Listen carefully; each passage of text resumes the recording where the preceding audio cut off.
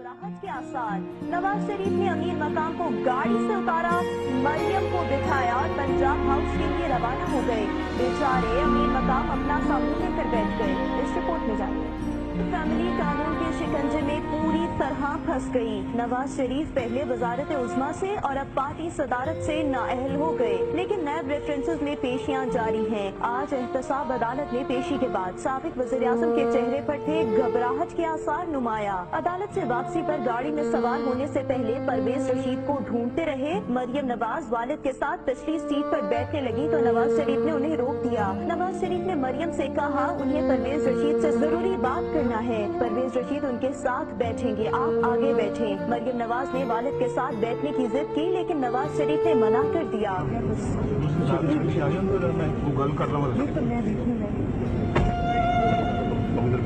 मियां साहब, इमरान खान कह रहे हैं कि नून लीग से बड़े जलसे अब होंगे।